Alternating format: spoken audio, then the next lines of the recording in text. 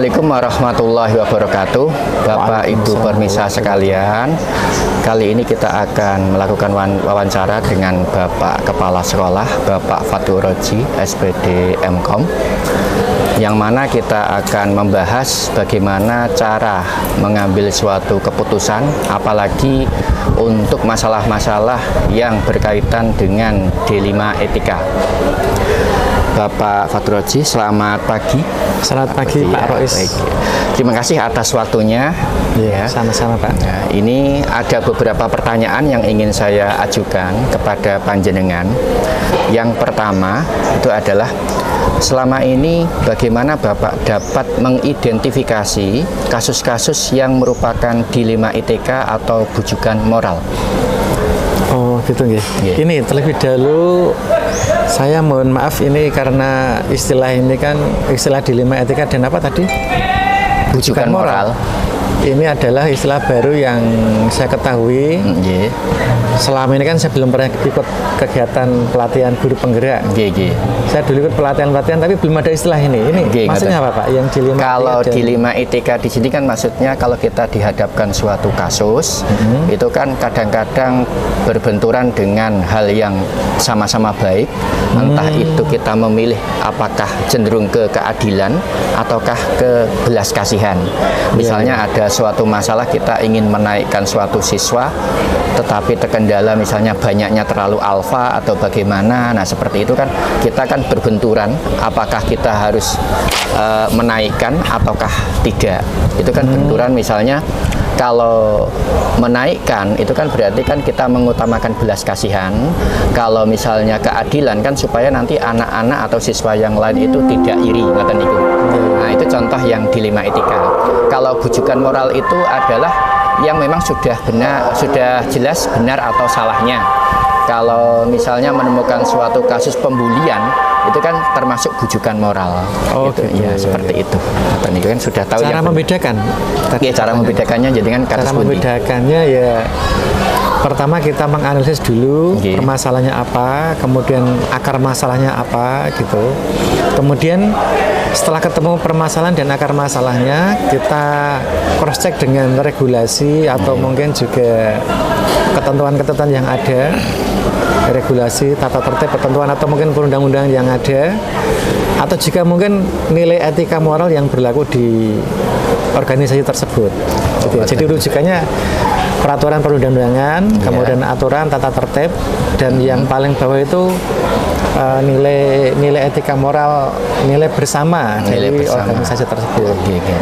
Kita cross check ya bagaimana dengan antara permasalahan dengan aturan-aturan tersebut. Kemudian yang kedua tentunya kita perlu bantuan atau pertimbangan dari orang-orang sekitar. Bisa misalnya dari wakil kepala sekolah atau mungkin orang wali murid atau wali kelas atau siapa saja yang terkait dengan permasalahan tersebut. Kemudian baru kita memutuskan langkah apa yang kita ambil untuk kedepannya, gitu Pak Res. Terima kasih atas jawabannya.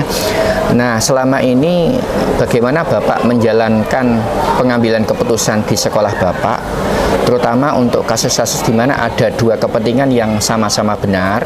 Itu kan membingungkan, Pak, kalau misalnya sama-sama benar. Itu bagaimana cara menjalankan pengambilan keputusan tersebut?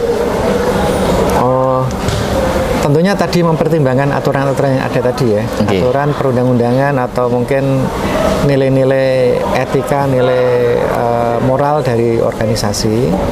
Kemudian juga mempertimbangkan urgensi mana yang lebih penting kita dahulukan, atau misalnya skala prioritas, Pak ya.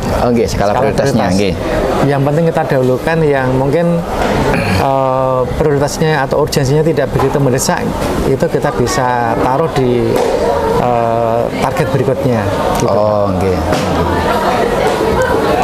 Kemudian hal-hal apa saja yang selama ini Bapak anggap lebih efektif dalam pengambilan keputusan, Pak? Mungkin yang lebih efektif. Yang lebih efektif yaitu pengalaman baik pengalaman diri maupun pengalaman rekan kerja.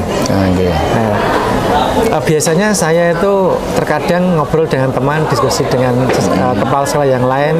Misalnya ada masalah seperti ini, bagaimana solusinya? Nah, itu terutama teman-teman yang sudah berpengalaman, kepala senior itu bisa jadi rujukan untuk pemecahan masalah tersebut, Pak. Oh, nggih. Jadi nanti minta masukan kepada beliau-beliau ngoten nggih. Oh, nggih.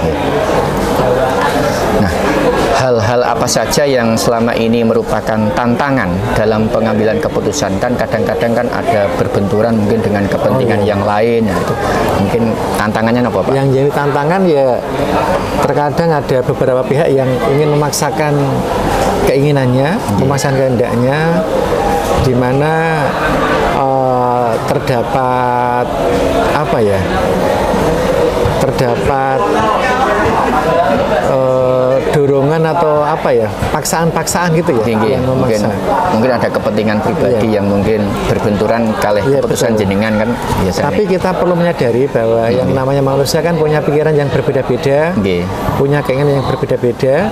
Ketika ketemu dengan orang lain, tentunya akan ada gesekan-gesekan. Nah, itu wajar. Tugas kita adalah bagaimana meminimalisir gesekan itu, friksi-friksi tersebut agar tidak menjadi percikan api, tidak menjadi panas gitu. Istilahnya kita menjadi pelicin lah. Tetap ada gesekan, tapi kalau ada pelumas atau pelicin, gesekan kan tidak begitu terasa ya.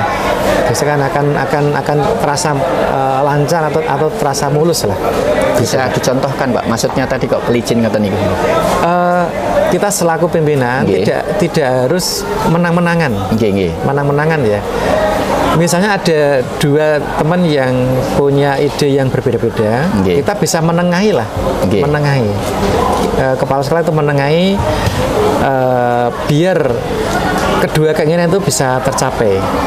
Kedua keinginan orang tadi loh, itu bisa tercapai, tidak terjadi gesekan yang fatal. Nah itu posisi kita sebagai pelicin seperti itu, Pak. Bisa meredam lah istilahnya. Meredam, sebagai pelicin atau sebagai peredam lah. Kalau kita seperti tembok beton yang kokoh, itu malah tidak bisa meredam, bisa mengakibatkan cedera. Kalau nabrak gitu ya, tembok yang kokoh itu malah bisa cedera. Tapi kalau kita sebuah seperti karambol itu loh, yang karet yang lentur itu malah terkadang bisa meredam permasalahannya. Itu bisa istilahnya itu pelicin atau peredam lah. Nah, untuk mengatasi suatu kasus dilema etika, biasanya panjenengan langsung ditangani di tempat atau mungkin dijadwalkan cara menyelesaikannya, Pak? Tergantung itu tingkat urgensi dari permasalahan tersebut. Kalau misalnya urgensinya harus segera diselesaikan, terutama yang menyangkut keamanan jiwa, keselamatan jiwa, itu kita harus langsung mengambil tindakan.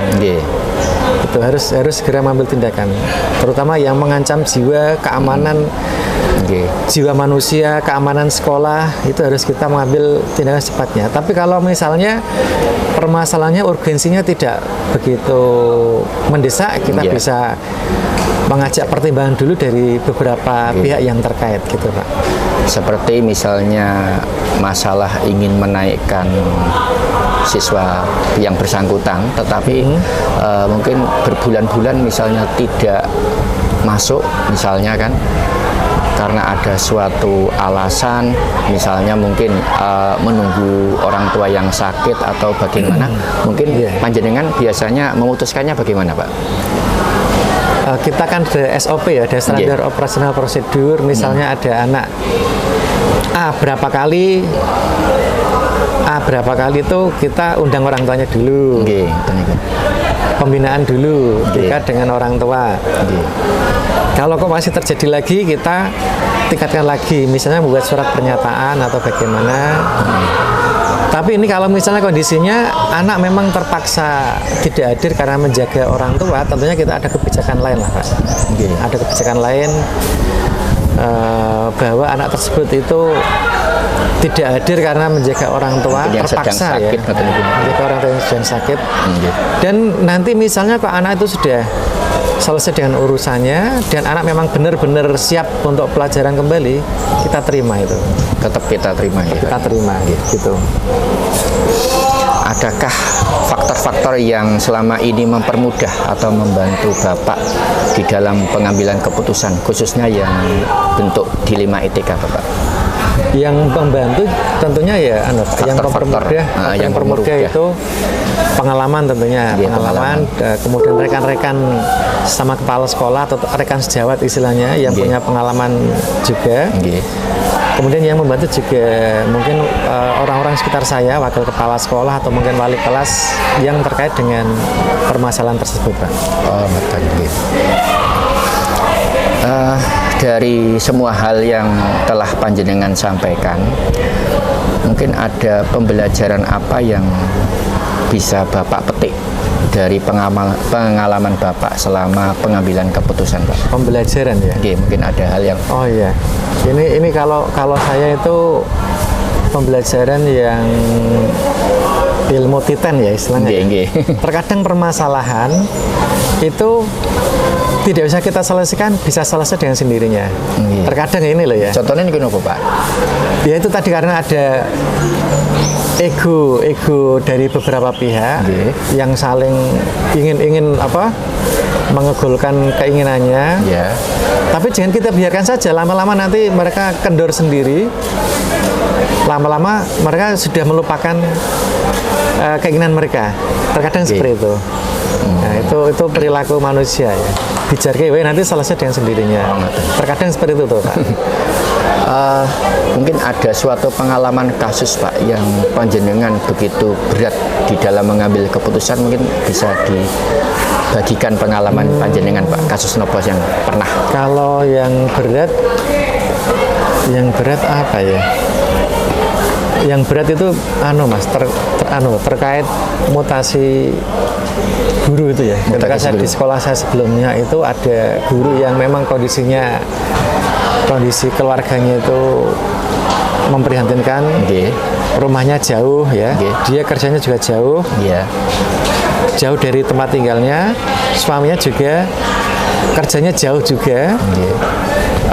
Kemudian istilahnya mereka itu bertemu dalam satu keluarga utuh itu seminggu sekali atau terkadang 2 minggu sekali. Ini kan berat bagi mereka ya. Kemudian yang terakhir itu suaminya meninggal kena COVID. Nah, itu si guru tersebut ingin mengajukan mutasi, tapi ternyata terbentur dengan aturan ya. Saat itu kita sebagai pimpinan ingin membantu lah biar mutasinya lancar, tapi ternyata ada kendala yang tidak bisa meloloskan itu mutasi dari guru tersebut.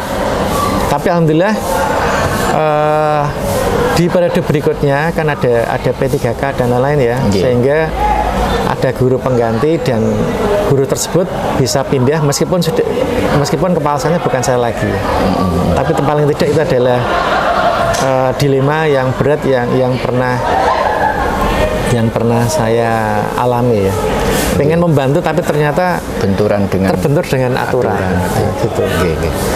Itu mungkin jangka waktu sekitar 1 tahunan, Pak, baru bisa pindah. Kalau guru tersebut ngajukannya sudah lama.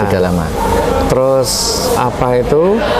ketika saya ngajukan itu mental.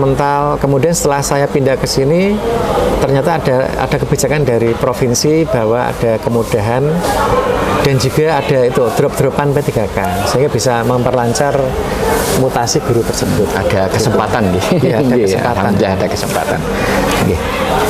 Baik, saya rasa sudah cukup Bapak wawancara ini pun. Baik, sampai sekian dulu wawancara dari kita. Mudah-mudahan bisa bermanfaat. Sampai jumpa kembali pada kegiatan selanjutnya. Wassalamualaikum warahmatullahi wabarakatuh. Waalaikumsalam warahmatullahi wabarakatuh.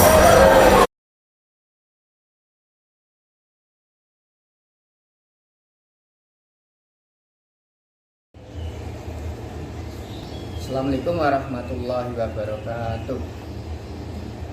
Bapak Ibu pemirsa, seringkali kita dihadapkan suatu situasi di mana kita harus menentukan suatu keputusan, apalagi kalau bertemu dengan suatu hal yang sama-sama benar.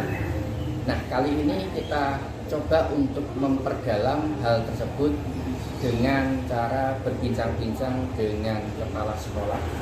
Nah, kali ini saya akan berbincang-bincang dengan Ibu Indah Risyati sebagai kepala sekolah dari SD Negeri 1 Guwo Sobokerto. Selamat pagi, Ibu. Selamat pagi, Pak. Ini ada beberapa pertanyaan yang ingin saya ajukan terkait dengan pengambilan keputusan.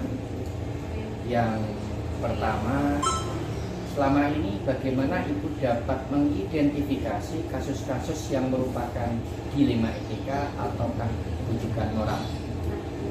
Terima kasih sebelumnya kepada Bapak. Saya sudah diberi kesempatan untuk mengutarakan pengalaman yang sudah saya alami di lapangan berkaitan dengan dilema etika. Untuk mengidentifikasi kasus tersebut termasuk dalam dilema etika atau rujukan moral, pedoman yang saya gunakan adalah jika dilema etika itu kasus tersebut dua-duanya mengandung nilai kebenaran. Namun untuk rujukan moral salah satunya benar dan yang lainnya adalah salah. Demikian. Selama ini bagaimana Ibu menjalankan pengambilan keputusan di sekolah Ibu, terutama untuk kasus-kasus yang dilema etika? Untuk kasus yang dilema etika di mana keduanya sama-sama benar ya Pak ya, maka saya membuat skala prioritasnya terlebih dahulu. Kasus di antara kasus tersebut mana yang harus dilaksanakan terlebih dahulu. Selain itu saya juga membuat checklist daftar manfaat dan saya timbang kasus yang memiliki manfaat lebih besar itulah yang saya pilih, seperti itu. Jadi menggunakan skala prioritas gitu ya. Langkah-langkah atau prosedur seperti apa yang biasa Ibu lakukan selama ini? Langkah-langkah yang saya lakukan jika menghadapi sebuah kasus, saya melakukan analisis dulu Pak. Dengan 9 langkah pengambilan keputusan, maka saya bisa menentukan kasus itu termasuk dalam dilema etika atau dalam rujukan moral. Setelah saya bisa mengidentifikasi kasus tersebut, saya berkoordinasi dengan pihak-pihak yang terkait, kemudian saya diskusikan mengenai kelemahan maupun kelebihannya, dampak positif maupun dampak negatif yang timbul. Kemudian saya mengambil keputusan berdasarkan hasil diskusi dengan pihak-pihak yang terkait. Setelah saya mengambil keputusan, tentunya saya juga melakukan refleksi terhadap keputusan tersebut.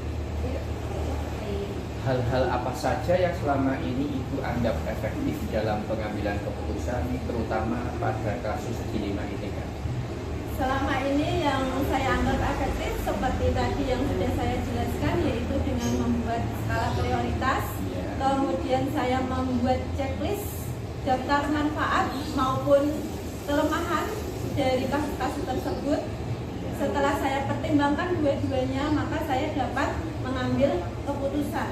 Namun untuk kasus yang sama-sama imbang, maka saya bisa mengambil opsi trilema, yaitu perpaduan antara dua kasus tersebut.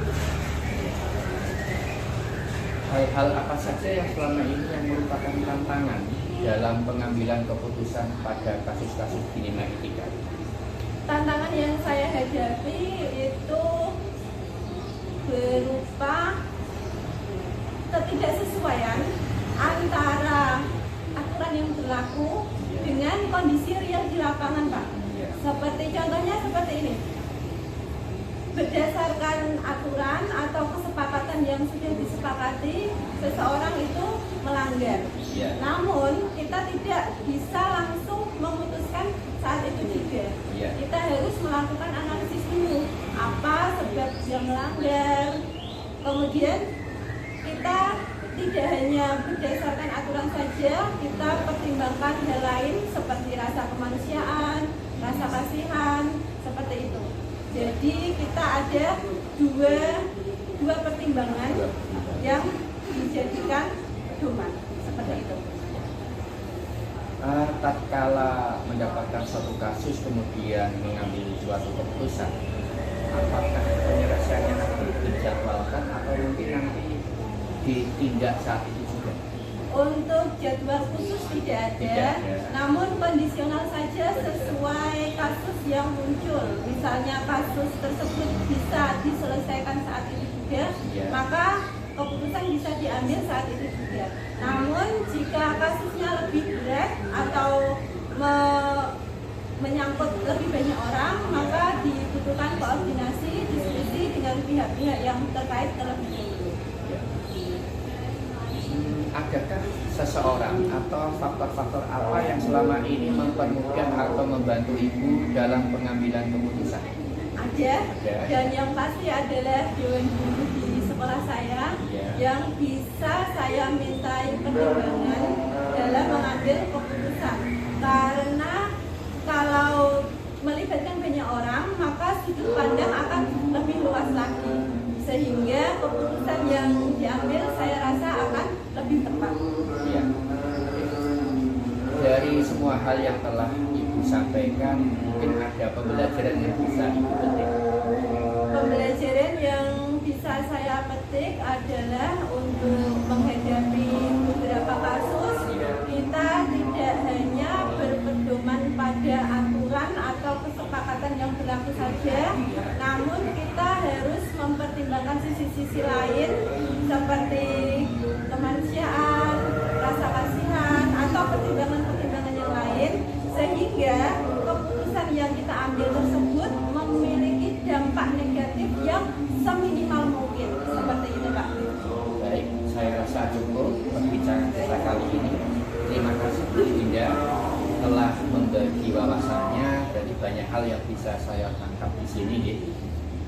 Demikian wawancara saya bersama Ibu Indah, Kepala Sekolah dari SD Negeri 1-2 Sobekerto.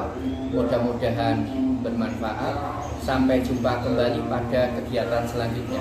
Wassalamualaikum warahmatullahi wabarakatuh. Waalaikumsalam warahmatullahi wabarakatuh.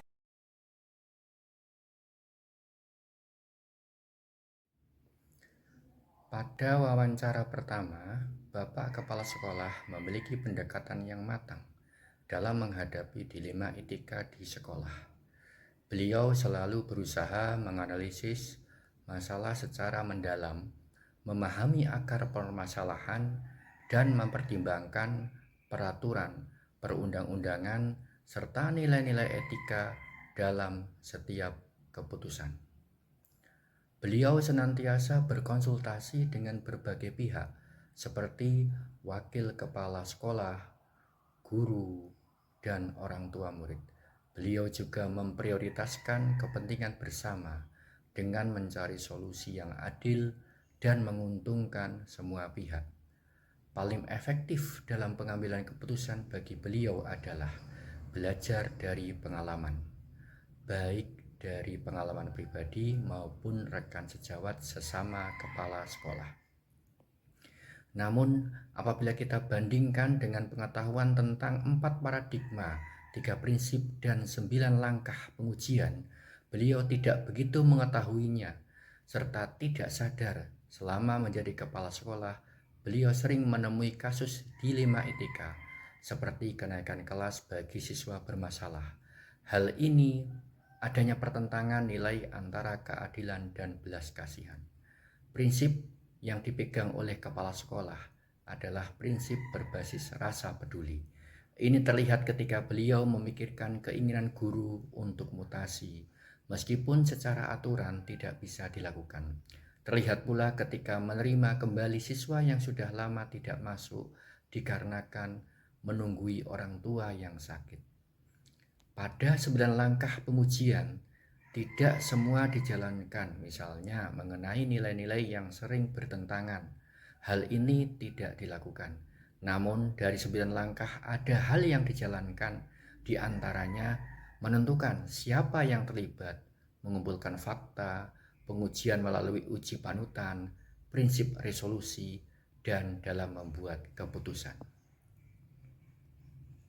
Berbeda dengan Ibu Kepala Sekolah pada wawancara yang kedua, beliau memiliki pendekatan yang sistematis dan manusiawi dalam pengambilan keputusan, terutama pada kasus-kasus dilema etika. Pertama, beliau membedakan antara dilema etika dan bujukan moral. Kedua, beliau menggunakan 9 langkah di dalam pengambilan keputusan untuk menganalisis setiap kasus secara menyeluruh. Beliau menentukan urutan pentingnya kasus-kasus yang dihadapi, membuat daftar manfaat dan kerugian dari setiap pilihan untuk membandingkannya. Tidak lupa begitu juga melibatkan Dewan Guru untuk mendapatkan berbagai perspektif. Dan yang menjadi perbedaan menonjol adalah setelah mengambil keputusan, beliau melakukan refleksi untuk mengevaluasi dampak dari keputusan yang diambil. Dalam wawancara yang kedua, jika dibandingkan dengan pengetahuan tentang 4 paradigma, 3 prinsip, dan 9 langkah pengambilan keputusan memiliki kesamaan. Beliau mengetahui betul tentang perbedaan kasus dilema etika dan bujukan moral. Paradigma dilema etika yang biasa beliau temui juga memiliki kesamaan dengan pengetahuan tentang 4 paradigma. Kemudian jika kita melihat langkah yang digunakan dengan melihat manfaat dan kelemahan terhadap 2 pilihan keputusan, berarti beliau menggunakan prinsip berpikir berbasis hasil akhir. Namun ketika beliau mengungkapkan pembelajaran yang bisa dipetik dalam pengambilan keputusan, harus melihat sisi kemanusiaan, tidak semata-mata melihat aturan, berarti beliau menggunakan prinsip berpikir berbasis rasa peduli. 9 langkah pengambilan keputusan dilakukan pula oleh beliau, dari mengenal nilai-nilai yang bertentangan, menentukan siapa yang terlibat, hingga melakukan refleksi terhadap keputusan yang dibuat. Jadi, dari kedua kepala sekolah ada perbedaan. Pada wawancara pertama, Bapak Kepala Sekolah lebih mengutamakan kebijaksanaan terhadap peraturan perundang-undangan, sedangkan pada wawancara yang kedua, Ibu Kepala Sekolah menjalankan pengambilan keputusan dengan sistematis. Namun, keduanya memiliki kesamaan untuk menganalisa kasus dengan mengumpulkan data, melihat siapa yang terlibat, serta berdiskusi dengan orang-orang di sekitarnya. Nah, dari seluruh uraian di atas dapat diambil pelajaran bahwa dalam mengambil keputusan kita harus berhati-hati. Terapkanlah pengetahuan yang kita miliki tentang 4 paradigma, 3 prinsip, dan 9 langkah kepada murid-murid kita maupun kepada rekan-rekan guru. Dan belajar lebih banyak lagi dari pengalaman-pengalaman dari guru-guru maupun pimpinan-pimpinan yang lebih senior untuk dipadukan dengan 4 paradigma, 3 prinsip, dan 9 langkah dalam pengambilan keputusan.